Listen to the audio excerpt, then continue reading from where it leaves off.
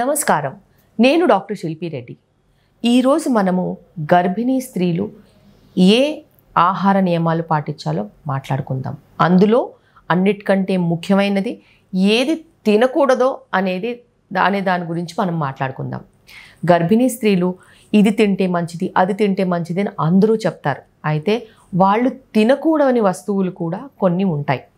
అందులో ప్రప్రథమంగా మనం మాట్లాడుకోవాల్సింది కాఫీ. చాలా లైట్గా తీసుకుంటారు. కాఫీ ఒక పూటైనా తాగొచ్చా డాక్టర్ అని అడుగుతూ ఉంటారు. ఇప్పుడున్న పరిస్థితుల్లో కాఫీకి ప్రెగ్నెన్సీలో సేఫ్ లిమిట్స్ లేవు. సో కాఫీ, ఆల్కహాల్, స్మోకింగ్ ఎలాగైతే గర్భిణీ స్త్రీలు చెయ్యొద్దో అలాగే కాఫీ కూడా ఎటువంటి పరిస్థితిలో తీసుకోకూడదు. ఇందులో మటుకు చాలా క్లారిటీ ఉంది.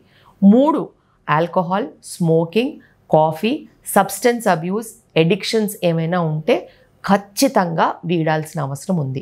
బొబ్బాసి పండు, పచ్చి బొబ్బాసి పండు, పైనాపిల్ అనేది చాలా మట్టుకు ప్రెగ్నెంట్ ఉమెన్లో అవాయిడ్ చేయమని చెప్తాం. ఇదే విధంగా బాగా మసాలా ఫుడ్, బయట వండిన ఫుడ్, బయట ఆర్డర్ ఇచ్చి తెచ్చుకునే ఫుడ్స్ ఖచ్చితంగా తగ్గించుకోమని చెప్తాం.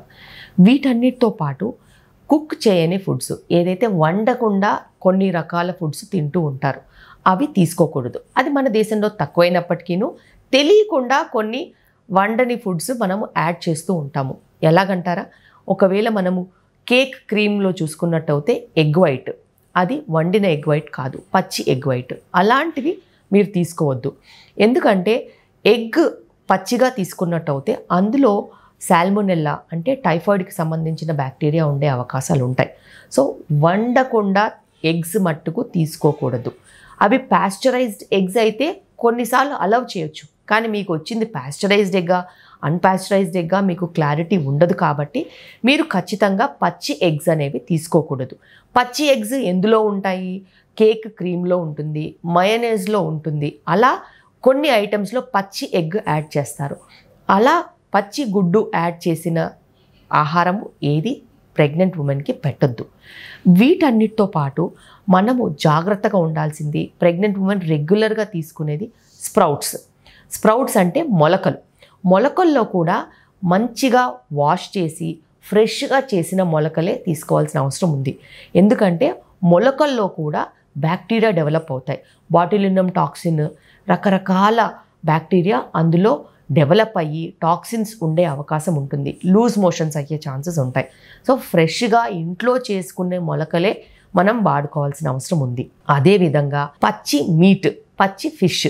సో కొన్నిసార్లు మన దేశంలో కానప్పటికీను కొంతమంది ఆడవాళ్ళలో సూషి అని ఒక జాపనీస్ ఫుడ్ ఐటమ్ ఉంటుంది. అందులో పచ్చి ఫిష్ యూస్ చేస్తారు. సాల్మన్ అనే ఒక పచ్చి ఫిష్ యూస్ చేస్తారు.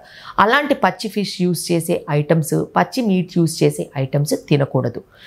వీలైనంత వరకు ఫిష్ ఏదైతే మనము చేప తింటామో దాని క్వాలిటీ కరెక్ట్గా ఉందా లేదా చెక్ చేసుకోవాలి. ఎందుకంటే చేపల్లో మర్క్యూరీ పాయిజనింగ్ వచ్చే ఛాన్సెస్ ఉంటాయి. అందుకనే మీరు కొనుక్కునే షాప్ అయినా, కొనుక్కునే యాప్ అయినా, కొనుక్కునే సోర్స్ అయినా మీకు కరెక్ట్గా మంచి ఫిష్ ఇస్తున్నారా లేదా చెక్ చేసుకోవాల్సిన అవసరం అయితే ఎంతగానో ఉంది.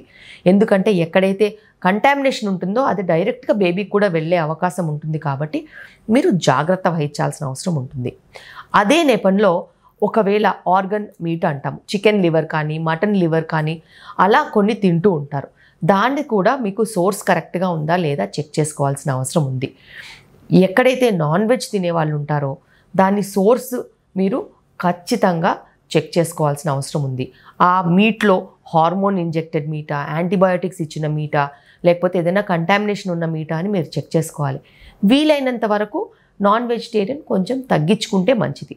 లేదు మీకు అలవాటు ఉంది, మీరు ఖచ్చితంగా మంచి క్వాలిటీదే తెచ్చుకుంటున్నారంటే పర్వాలేదు.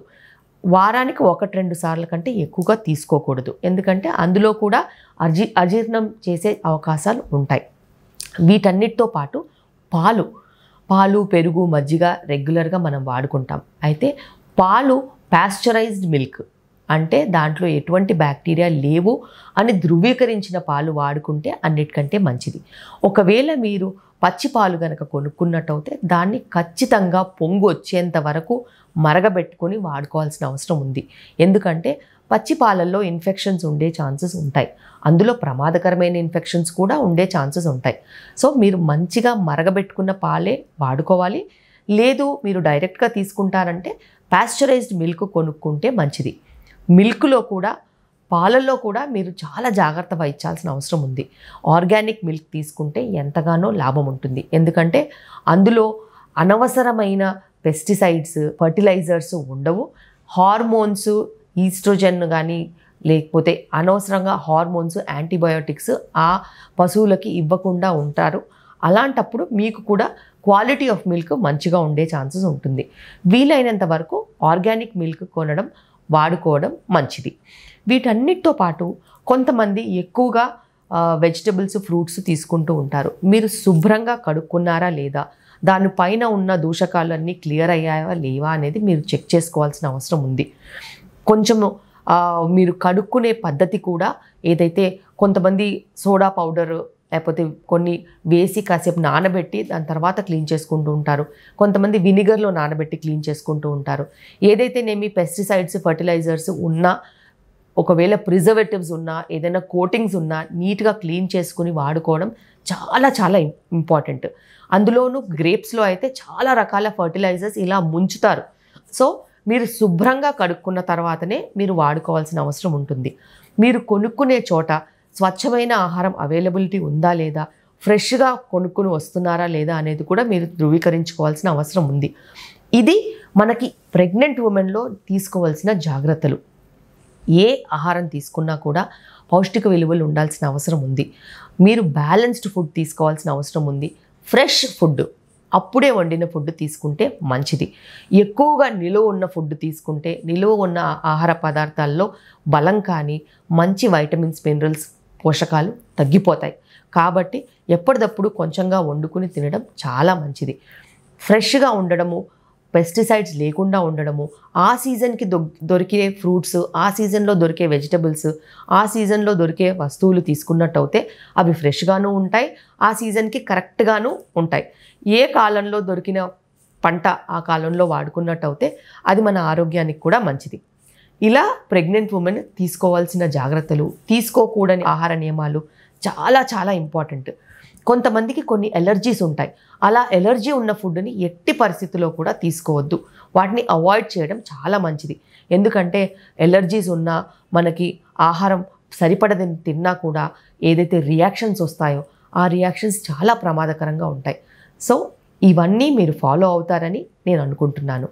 నా వీడియో నచ్చినట్టయితే మీరు నన్ను లైక్, షేర్ అండ్ సబ్స్క్రైబ్ చేయండి. నా ఛానల్ని ఫాలో అవ్వండి.